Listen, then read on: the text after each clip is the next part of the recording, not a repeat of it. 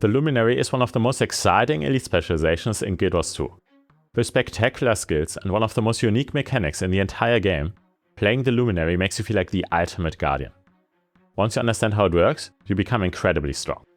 The problem is, most open world Luminary builds care way too much about dealing damage and way too little about keeping you alive.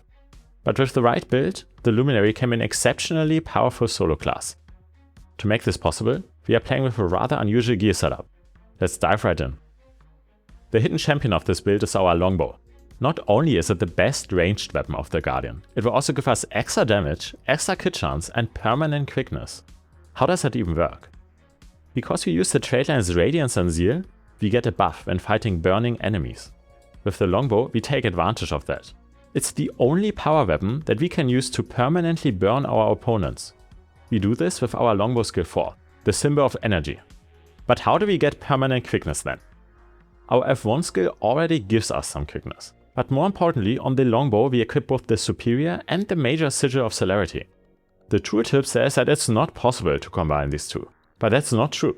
It does work. So whenever we disable an enemy, we get enough quickness for permanent uptime. We also generate a lot of boons with our Radiant Forge, which is the extra set of skills unique to the Luminary. We play with the Resplendent Weaponry trait, which means every time we equip one of these Radiant weapons, we get Alacrity, which reduces the cooldown of all of our skills. The thing is, we go through most of these Radiant Forge skills specifically when we are on our Longbow. That's why we can get a little bit creative with our gear setup. It actually makes sense to pick a stat combination with extra concentration, just for the Longbow, to get extra wound duration. The best option here are Diviner stats, which give us 215 concentration. Now you might wonder, what's our main weapon then? That's a Greatsword with Dragon stats. The Greatsword is the perfect weapon for the Luminary. Not only does it do incredible burst damage, it's also one of the weapons that benefits the most from the Alacrity boon. More importantly, it's also the only Guardian weapon that can create a light aura. Generating and detonating light auras is kind of the whole thing with the Luminary. More about this later. For now, let's check out the sigils for our Greatsword. From my perspective, the best ones are the Superior Sigil of Strength to get some extra might, and the Superior Sigil of Nullification to get rid of boons on our enemies.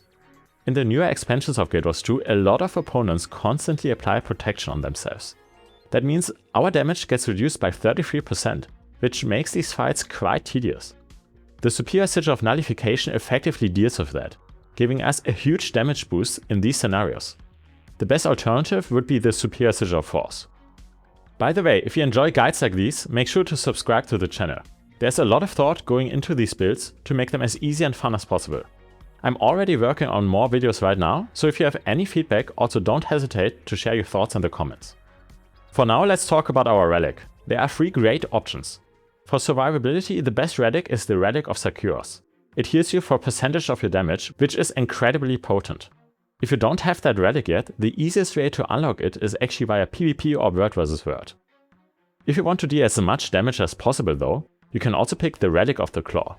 And if you are looking for a balance between damage and survivability, you could also use the Relic of the Mist Ranger. That one is incredibly easy to unlock, and it heals you and deals damage with every hit. So what about the rest of our equipment? The Superior Rune of Fireworks gives us extra power and makes our boons last longer. The best food for us is the peppercorn crusted steak, for extra damage and more tankiness. But you could easily take cheap alternatives like the butternut squash soup or the fried oyster sandwich. A good utility item are the superior sharpening stones for some extra power. Now, for the rest of our gear, we basically have 2 good alternatives. Either we go all in on damage, or we go all in on immortality. If you want to hit as hard as possible, you can combine a full set of Diviner armor with a full set of Dragon trinkets. With this setup, you will be able to easily deal more than 20,000 solo DPS.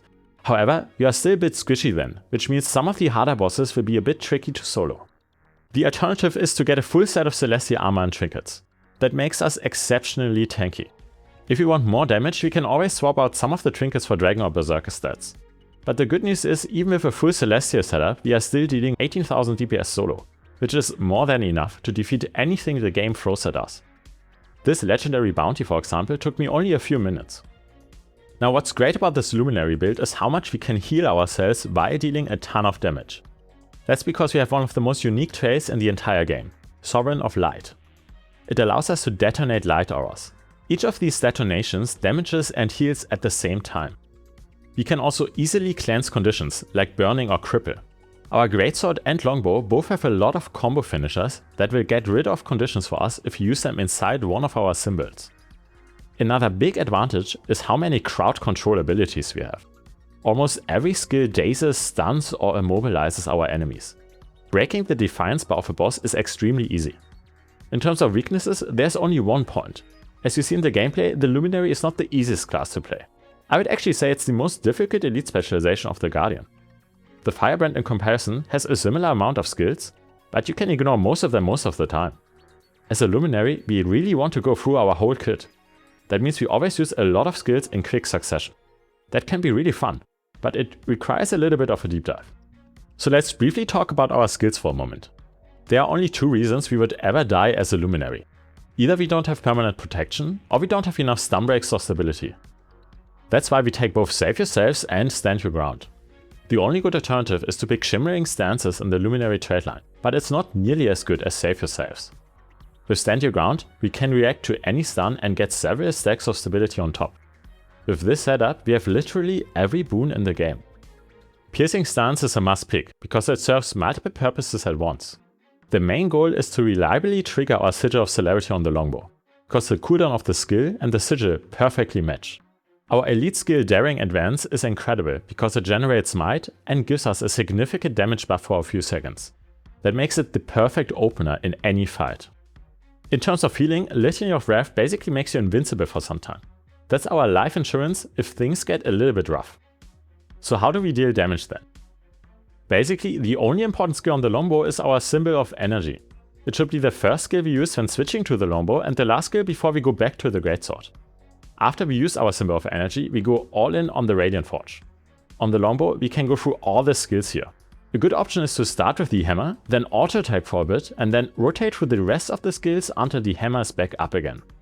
If we end the Radiant Forge with the hammer, we get a nice damage buff, which is why we are doing it like that.